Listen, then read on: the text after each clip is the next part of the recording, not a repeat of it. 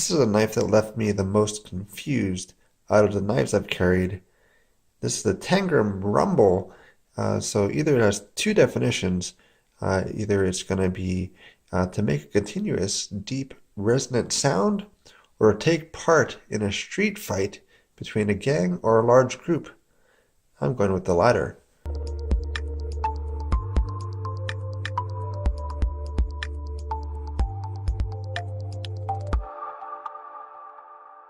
How's it, blisters? We're going to talk about this knife here. This is the Tangram Rumble. So we're going to talk about some specs and opinions, and also do talk about it down in the description as far as what your opinion is on this knife. The initial opinion on this one would be to borrow, but we'll kind of go from there as far as some of the specifications, as far as what I thought about it. So this have thumb studs, and just from looking at the knife prior in the closed position to when it actually is deployed, this blade is something else. So we're going to go through some of the specs. So let's start off with some of the hand sizing.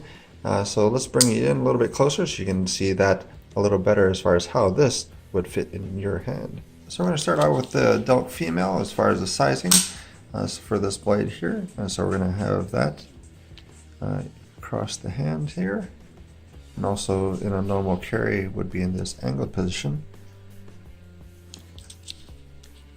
And we have an adult male. So again, this is glove sizing charts available on the link below, so you can see for yourself. Print it out. It's in the same orientation, and it's to the same guidelines and spec, so it would actually match up to this here. So it's going to be for the adult male, and then in a normal carry position, as far as how that's going to sit in your hand. So this one has multiple deployments. So it does have the thumb stud for the knife, and does have a flipper tab for the deployment as well.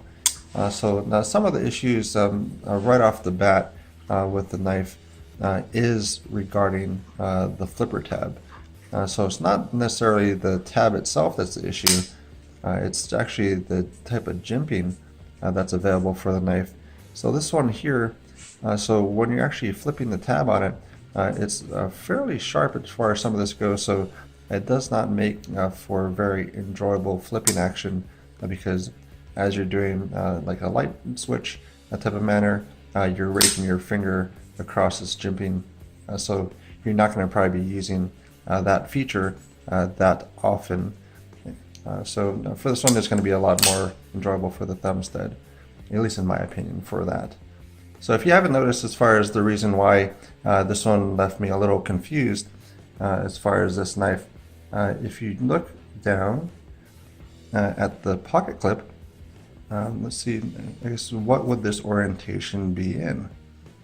So this one, it comes in left hand tip up orientation only. So imagine putting this into your right pocket and trying to figure out what was wrong. So sorry, lefties, for all the knives that just don't feel right. Well, right. Sorry, lefties. But this is going to be in that orientation only. So there's no option for the right-hand carry. It is only a left-hand carry only, and it does have the operation is still kind of in the right-hand fashion. And for the Tangrams, they run a steel called Akuto. So with that, a lot of the stigma goes with some of the names of steel. 8CR13 is one of the names of steel that a lot of people was like, "Oh, I'll never buy a blade with 8CR13." No, but Akuto sounds like really good. So that's where it might be a marketing thing, but I guess any company can name their steel how they would feel. But it is not 8CR13, but Akuto is basically a variant on 440C. So it's going to have some of the similar properties for the blade compared to 440. So in looking at the chart here, so you're going to have, as far as corrosion resistance, you're going to have the 440 that's going to be now near the bottom side of things. So that's going to be down on this end here for 440C. And then for the hardness of the steel, that's where you're going to be kind of on the lower end of the steel properties as well. And then for wear resistance, you're also going to be kind of in the middle as far as the wear resistance, as far as that abrasive resistance. And then kind of taking into account some of those variables, you do have the end as far as the edge retention for the blade. So that's going to be kind of on the lower end to the mid. So the hard carbon or the carbon. So that's kind of that variable. There's a lot of different things that go into play for how that steel and how that blade will do. But that's going to be the major portion of that. And then this one running Kudo steel. So let's do a comparison between some of the ones that I have available for you, so you can kind of see how this would sit in your pocket, although left pocket and not right pocket. So here's going to be that comparison. So the Tangram Rumble on this side, then you go into a Firebird F756, the Magnum EOS, as I call it, the Arctic Ocean Sailor, and then the CH3001 in G10, which is quite a bit larger than the original Titanium 3001. So that's going to be kind of that sizing there. So as far as the pocket clip, a good retention across the board for these. And so it's going to be fairly well in your pocket. And we'll open these up to see kind of size and comparison and the open position as well. So we have the Tangram Rumble there. Then we have this knife. There's going to be the Firebird, the F756. For that sizing there. Then we have the Magnum EOS.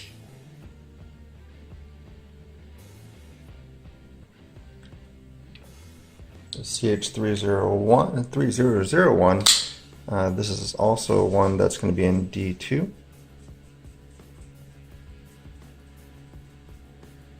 And just because it's fun to have around, we have this one here.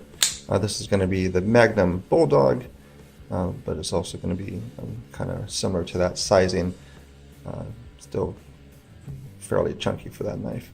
That's going to be that comparison there for the knives in that open position. So this one has a 3.81 inch Tanto blade, and then the handle would be about 4.75. So we're going to go and verify that measurement in this next chart here.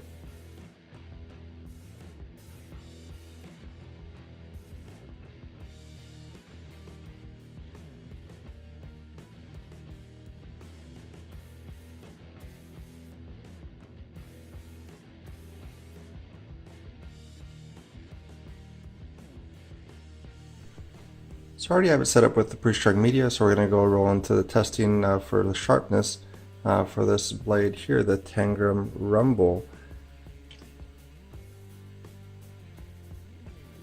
It's about 272. So 272 is going to be still on that high-end cutlery range. So it's a little bit higher than some of the other blades that I tested. So I mean a little bit less sharp than some of the other blades, but it's still within that range of that new high-end cutlery. So again, it's 272. So you're going to add 18 grams to that. So we're still going to be in that range there, but could probably use a little bit of sharpening to it to bring that up a little for that D2 steel.